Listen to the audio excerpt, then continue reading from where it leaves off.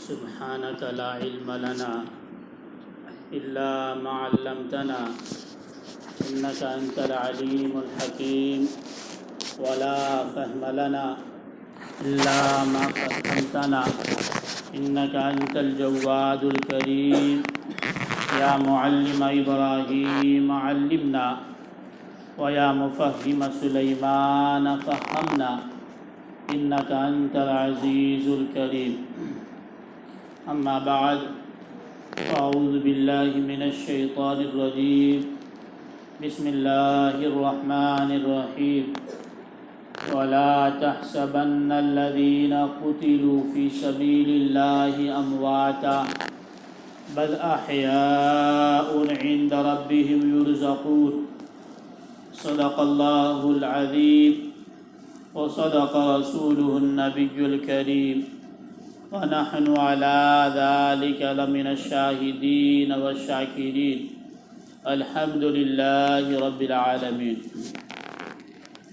میرے محترم بزرگوں اور عزیز ساتھیوں، آج کی تاریخ بتانے کی ضرورت نہیں ہے۔ آج کی تاریخ ہندوستان کے ہر شہری کو معلوم ہے کہ آج 15 اگست ہے۔ آج 15 اگست ہے اور آج کے دن، آج کی تاریخ میں یہ دیش آزاد ہوا تھا، لیکن ہمیں معلوم یہ نہیں ہے کہ اس دیش کو آزاد کرنے میں ہمارے پرکھوں کی، ہمارے آباء و اجداد کی قربانیاں کیا ہیں، یہ ہمیں معلوم نہیں ہے۔ کیوں؟ اس لیے کہ وہ قربانیاں جو قربانیاں ہمارے آباء و اجداد نے اس دیش کو آزاد کرانے کے لیے دی تھی، اس پر پردہ ڈال دیا گیا اور اس پردے کو اٹھانے کی ہم نے کوشش نہیں کی۔ یہی وجہ ہے کہ آج ہمیں در بدر کی ٹھوکریں کھانی پڑ رہی ہے، بلکہ کہا یہ جا رہا ہے کہ یہ دیش تمہارا نہیں ہے، یہ ملک تمہارا نہیں ہے، تمہیں یہاں سے نکل جانی چاہیے۔ بہت سارے لوگ ایسے اپنے الفاظ سے، اپنی زبان سے یہ الفاظ نکالا کرتے ہیں۔ جو کہنے والے ہیں وہ کہتے اس وجہ سے ہیں کہ انہیں تاریخ معلوم نہیں ہے، اور جو سننے والا ہے وہ سن اس لیے رہا ہے کہ اسے بھی تاریخ معلوم نہیں ہے۔ ہمیں اپنی تاریخ معلوم نہیں ہے کہ ہم نے اس دیش کو آزاد کرانے کے لیے کیا کیا اور کیسی کیسی قربانیاں پیش کی ہے۔ یقیناً 15 اگست کے دن دیش آزاد ہوا ہے، لیکن آزاد کرانے والوں میں کون لوگ ہیں؟ آج ہمیں، ہمارے بچوں کو تو دور کی بات ہے، ہمیں بھی معلوم نہیں ہے کہ آزاد کرانے والوں میں کن کن لوگوں کا نام ہے۔ آج کے بچوں سے اگر پوچھ لیا جاوے تو وہ گاندھی جی کا نام لیں گے اور ایک آدھ کا نام لیں گے، بس ہو گیا۔ دوستو نہیں، بات اتنی نہیں ہے، بلکہ میں بچوں کی بات نہیں کرتا۔ 2-4 دن پہلے ایک ساتھی آئے تھے ہمارے پاس بیٹھے اور کچھ گفتگو ہوئی۔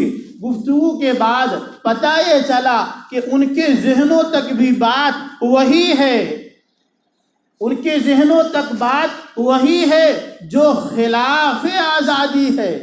یعنی جن لوگوں نے آزاد کرانے کے لیے اپنے تن من دھن کی بازی لگا دی اور اپنے تن من دھن کو آگ لگا دیا، اپنے تن من دھن کی قربانیاں پیش کر دی، ان کی قربانیوں کو چھپا دیا گیا، ان کی قربانیوں کو چھپا دیا گیا۔ اتنا تو عمر دراز لوگ اور جو نوجوان تھوڑی سی تاریخ سے انسیت رکھتے ہیں، یہ بات ان کے کانوں تک پہنچی ہوگی اور وہ اپنی زبان سے یہ الفاظ کہتے ہوں گے کہ اس دیش کو آزاد کرانے کے لیے جو پہلی جنگ ہوئی وہ جنگ 1857 کی ہے، لیکن یہ بہت بڑا جھوٹ ہے، یہ جھوٹ پر مبنی ہے جو پڑھا بھی جاتا ہے اور پڑھایا بھی جاتا ہے کہ اس دیش کو آزاد کرانے کی پہلی جنگ وہ 1857 کی جنگ تھی۔ یہ بہت بڑا جھوٹ ہے دوستو۔ آج کوئی بھی نکل آتا ہے اور ہمیں دھمکی دے دیتا ہے، کیوں؟ اس لیے کہ وہ یہ سمجھتا ہے، وہ اپنے آپ کو یہ باور کرانا چاہتا ہے کہ اس دیش کو آزاد کرانے کے لیے قربانی ہم نے دی ہے، اس لیے وہ منہ کھول دیتا ہے اور جو چاہتا ہے وہ بول دیتا ہے۔ اور ہم جیسے لوگ ان باتوں کو سن کر تعلیم نہ ہونے کی بنیاد پر، دانستہ نہ ہونے کی بنیاد پر، جانکاری نہ ہونے کی بنیاد پر آج کا جوان کہتا ہے ہاں بات تو صحیح ہے، فلاں فلاں لوگ تھے جنہوں نے آزاد کرائی ہے تو ان کا تو دیش ہے ہی نہیں۔ دوستو کبھی نہیں۔ اگر ہمیں اپنی تاریخ معلوم ہوگی ہم ان کی زبان کو گم کر سکتے ہیں، ان کی بولتی بند کر سکتے ہیں، اسے تاریخ یاد دلا سکتے ہیں اور اسے اپنی تاریخ بتا سکتے ہیں کہ نہیں، جب آزادی کا دور چل رہا تھا، جب آزادی کی شعاعیں لگ رہی تھی، جب آزادی کی چنگاری آ رہی تھی، اس وقت تو تمہارا نام و نشان نہیں تھا، بالکل نام و نشان نہیں تھا۔ یہ صاف لفظوں میں کہا جاتا ہے اس وقت جب اس دیش کو آزاد کرانے کے لیے مسلمانوں نے کوشش کی، اس وقت برادران وطن کے لیے کوئی جد و جہد نہیں تھی اور ان کا نام و نشان نہیں تھا۔ یہی وجہ ہے کہ وہ 1857 کی جنگ کو پہلی جنگ قرار دیتے ہیں۔ میں آپ کو تفصیل سے بتاؤں گا کہ 1857 کو یہ پہلی جنگ کیوں قرار دیتے ہیں۔ حالانکہ 1857 نہیں، اس سے تقریباً 104 سال پہلے سے مسلمان اس فکر میں تھے کہ کس طریقے سے اس دیش پر جو انگریزوں کا تسلط ہو رہا ہے اور انگریز اپنا پنجہ گاڑنا چاہ رہا ہے اور انگریز اس دیش واسیوں کو غلام بنانا چاہ رہا ہے، کس طریقے سے اس کے پنجے کو مروڑ دیا جائے اور کس طریقے سے اسے یہاں سے نکال پھینک دیا جائے۔ تقریباً 104 سال پہلے سے کوشش میں لگے ہوئے ہیں، لیکن نہیں، 104 سال کی تاریخ کو بھلا دیا گیا اور اس میں ان کی غلطی نہیں ہے، غلطی ہماری ہے، غلطی دانشوں کی ہے، دانشوروں کی ہے، عقل مندوں کی ہے کہ ہم نے اپنے مجاہدین آزادی کے کارناموں کو یاد نہیں رکھا، ہم نے اپنے مجاہدین آزادی کے کارناموں کو اپنے بچوں تک منتقل نہیں کیا، ہم نے اپنے مجاہدین آزادی کے کارناموں کو مسلمانوں کو نہیں بتایا، اس لیے مسلمان جانتے نہیں ہیں۔ اچھے لوگ کہتے ہیں کہ 1857 سے ہے، نہیں دوستو، کیوں ہے، یہ کیوں کہا جا رہا ہے وہ میں آپ کو بتاؤں گا۔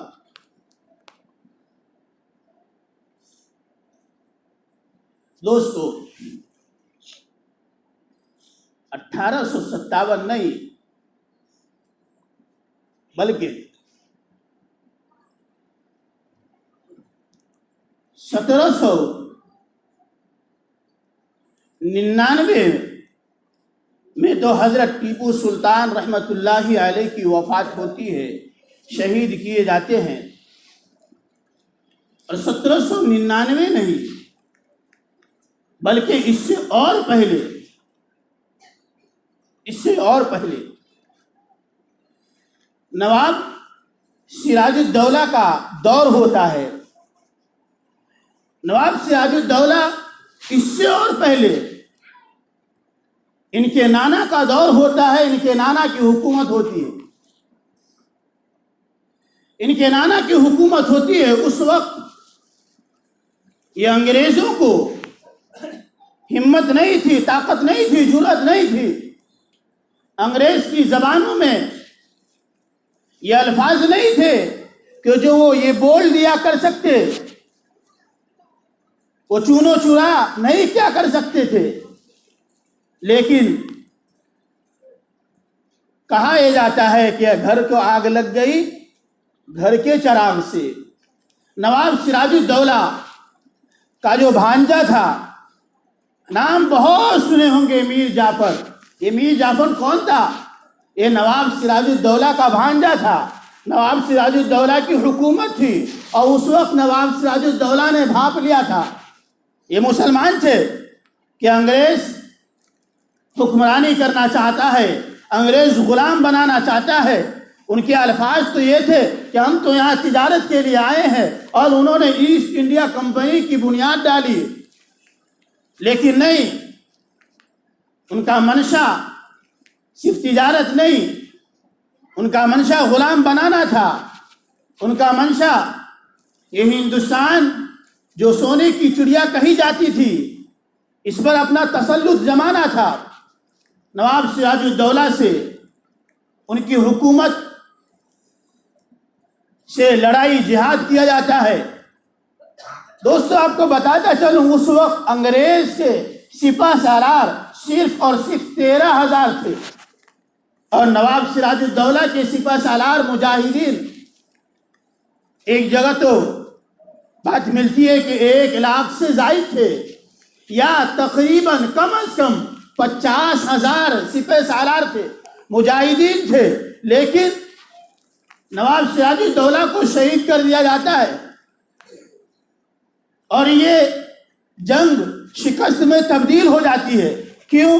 اس لیے کہ انگریزوں نے میر جعفر کو خرید لیا تھا، جو اس وقت کا وزیر تھا، اور اسے لالچی دیا گیا تھا، اسے لالچ دی گئی تھی، میں تمہیں جائیگیر دے دوں گا، میں تمہیں حکومت کا باغ ڈور دے دوں گا، میں تمہیں سکے اور دنانیر دے دوں گا، اور تمہیں اس جگہ کا مالک بنا دیا جائے گا۔ اس کے بدلے میں کیا چاہتے ہو؟ اس کے بدلے میں تمہیں یہ دینا ہے کہ میر جعفر کو ختم کر ڈالنا ہے۔ وہی ہوا کہ جب انگریز کے فوجی نواب سراج الدولہ کے فوج سے لڑنے کے لیے آتے ہیں، نواب سراج الدولہ کی فوج کوئی کام نہیں کرتی، اور یہ جنگ شکست میں تبدیل ہو جاتی ہے۔ دوستوں میں بتانا یہ چاہتا ہوں کہ جنگ، آزادی کی جنگ، یہ 1857 سے نہیں ہے، یہ 104 سال پہلے سے ہی بنیاد ڈال دی گئی۔ یہ 1754 کا واقعہ تھا۔ اس کے بعد کچھ اور جنگیں بھی ہوتی ہے، لیکن انگریزوں کو پتا تھا کہ جب تک میسور کا یہ بادشاہ ٹیپو سلطان رہے گا، اس وقت میری حکمرانی نہیں چل سکتی، اس وقت میری بادشاہت نہیں چل سکتی، اس وقت میرا سکہ نہیں چل سکتا۔ اس لیے ٹیپو سلطان کو کس طریقے سے بھی ہو ختم کر دیا جائے۔ یہاں بھی وہی بات ہوئی، چونکہ ٹیپو سلطان کی صورت کو، شکل کو آج بگاڑ کر پیش کیا جاتا ہے۔ ٹیپو سلطان کے پاس پیشکش کی گئی کہ تمہیں اور زیادہ جائیدادیں دی جائے گی، تمہارے حکمرانی کو بڑھا دیا جائے گا، تمہارا تسلط کو بڑھا دیا جائے گا، تم ہماری بات مان لو۔ ٹیپو سلطان یہ اللہ کی وحدانیت کو ماننے والا تھا، رسول کی رسالت پر اقرار کرنے والا تھا، یہ دغاباز نہیں تھا، دھوکے باز نہیں تھا۔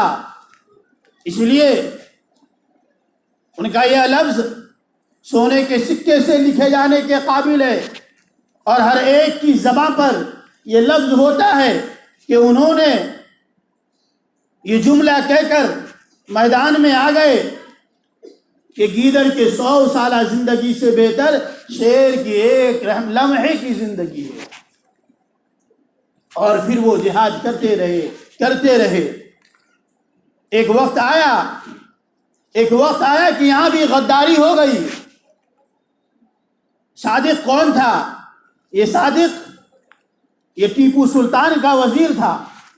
انگریزوں نے ٹیپو سلطان کے وزیر صادق کو خرید لیا اور اسے لالچ دے دی، اور اس نے غداری کر کے ٹیپو سلطان کو شہید کر دیا گیا. ٹیپو سلطان کی شہادت کے بعد اللہ نے ان کے چہرے پر ایسا رعب ڈالا تھا کہ ٹیپو سلطان کی شہادت ہو گئی ہے، لیکن انگریز کے اندر یہ ہمت اور جرأت نہیں ہے کہ اس کی لاش کے پاس بھی پہنچ جائے، بلکہ وہ دور سے ہی کھڑے ہو کر دیکھ رہا ہے کہ اس کی جان میں جان تو نہیں ہے، اس کے اندر کچھ رمق باقی تو نہیں ہے. کافی وقت کے بعد جب اسے یقین ہو گیا کہ اب یہ زندہ نہیں ہے، تب اس نے، انگریز کا جو جنرل تھا، اس نے اعلان کر دیا کہ اب اس ملک پر مسلمان نہیں، کسی اور نہیں، انگریزوں کی حکومت چلے گی اور انگریز کا تسلط اب ہو جائے گا. یہ 1799 کی بات ہے. میں آپ کو صرف یہ بتانا چاہتا ہوں، اپنی تاریخ بتانا چاہتا ہوں کہ 1857 اس ملک کی آزادی کی یہ پہلی جنگ نہیں تھی. یہ بھی ایک جنگ تھی جو دیش کو آزاد کرانے کے لیے لڑی گئی تھی، جو 1799 میں جب ٹیپو سلطان رحمت اللہ علیہ کو شہید کر دیا گیا تو صرف اور صرف 4 سال کے بعد انگریز دلی پہنچ کر اور یہ جملہ کہتا ہے کہ خلق خدا کی، ملک بادشاہ سلامت کی، اور حکم ایسٹ انڈیا کمپنی کی.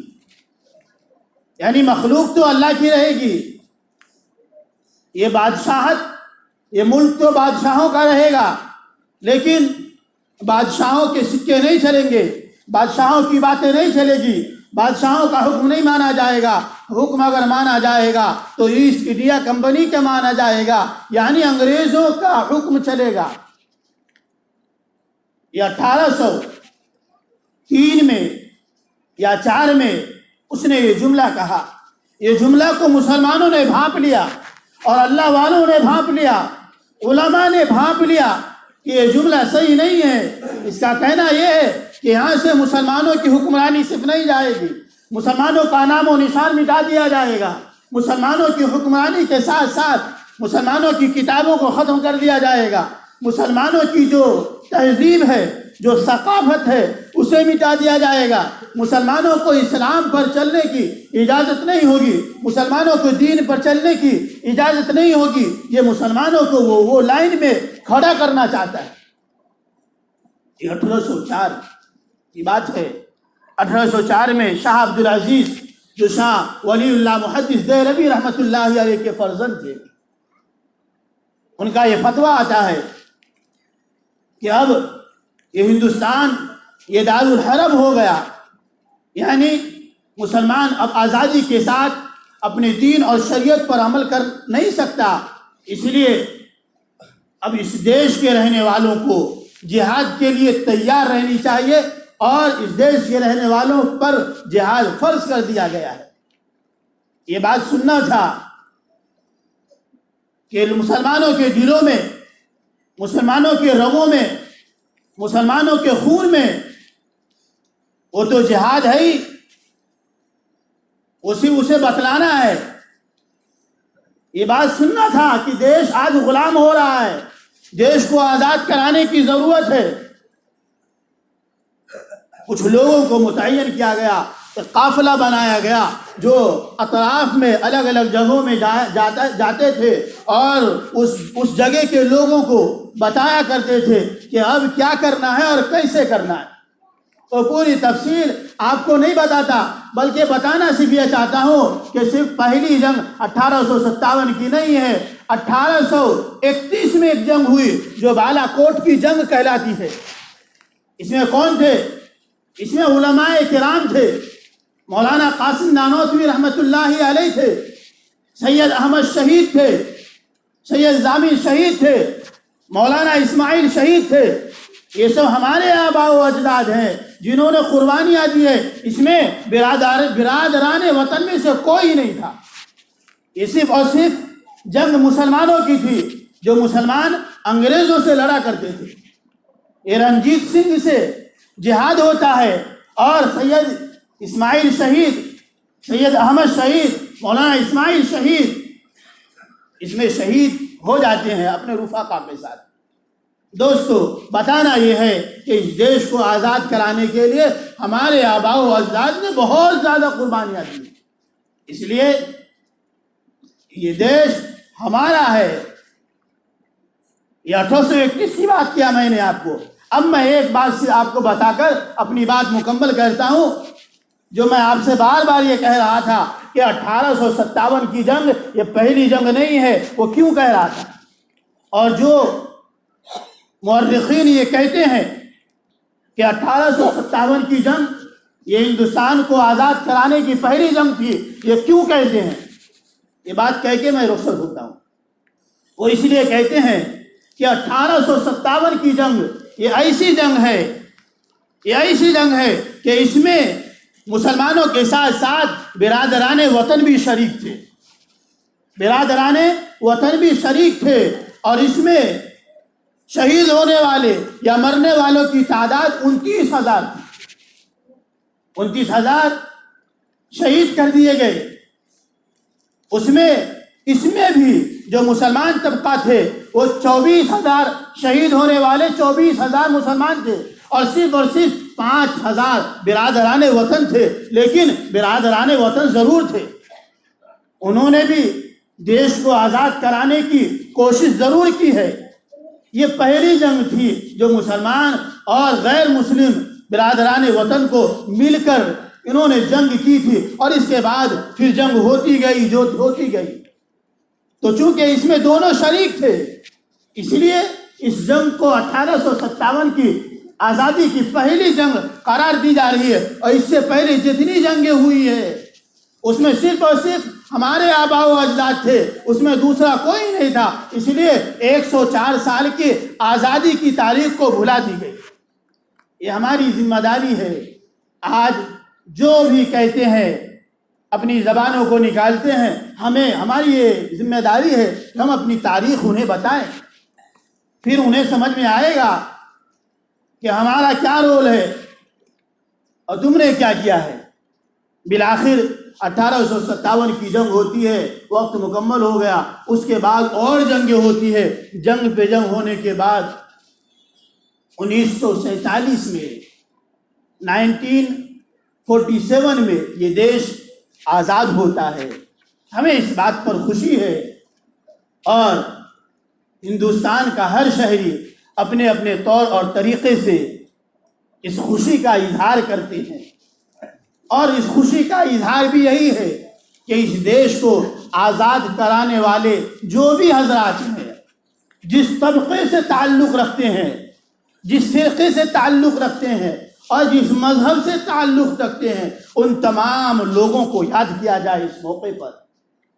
تو دوستو بتانا صرف یہ تھا کہ ہمیں اگر اس دیش میں خوشحالی کے ساتھ، عزت کے ساتھ، راحت کے ساتھ، سکون کے ساتھ رہنا ہے تو ہمیں اپنی تاریخ یاد کر کے برادران وطن کو بتانا ہوگا تاکہ انہیں بھی سمجھ میں آئے کہ ہاں ان کے کارنامے کیا کیا تھے. اللہ رب العزت ہمارے دلوں میں ان اکابرین دیوبند اور اکابرین علماء کی محبت دلوں میں پیدا فرما دے. ایک نہیں، ایک بات صرف کہہ دوں، ایک نہیں، انگریز کا مورخ ہے ٹامسن، وہ یہ کہتا ہے، ایک مرتبہ میں اپنے مکان میں تھا، میں دیکھتا ہوں کہ کچے گوشت جلنے کی بو آ رہی ہے. میں باہر نکلتا ہوں، دیکھتا ہوں کہ شعلہ لگا ہوا ہے، بھڑکا ہوا ہے، آگ لگائی گئی تھی اور 40 علماء کو لایا جاتا ہے اور ان کے کپڑوں کو اتار کر اور اس آگ میں ڈال دیا جاتا ہے اور اس آگ میں وہ بھن جاتے ہیں اس کے بعد 40 اور علماء کو لایا جاتا ہے اور ان سے کہتا ہے تم یہ کہہ دو کہ ہم انگریز کے خلاف نہیں ہیں، تم کو چھوڑ دیا جائے گا۔ وہ 40 کے 40 کہتے ہیں نہیں، یہ نہیں ہو سکتا، تم جان لے سکتے ہو لے لو، جان دینے کی چیز ہے دے دی جائے گی، ایمان دینے کی چیز نہیں ہے، ایمان کو دیا نہیں جا سکتا۔ پھر بھی آج یہ کہتے ہیں کہ اس دیش پر تمہارا کیا حق ہے۔ دوستو، تاریخ بہت زیادہ ہے اور ہر ایک کی تفصیل اگر آپ کو بتایا جائے، اس کے لیے میں آپ کو کہتا ہوں کہ کتابوں کا رخ کریں۔ ایک نہیں 1000 کتابیں آپ کو ملیں گی، اردو میں، انگلش میں، ہندی میں، سب میں ملے گی۔ ہمیں تاریخ پڑھنی ہے تاکہ ہمیں سمجھ میں آئے کہ اس دیش پر ہمارا کیا حق ہے۔ اللہ رب العزت اس دیش کو ہمیشہ خوشحال رکھے اور اس دیش کے رہنے والوں کے درمیان محبت، اخوت پیدا فرمائے اور اس دیش کو ہمیشہ آباد رکھے۔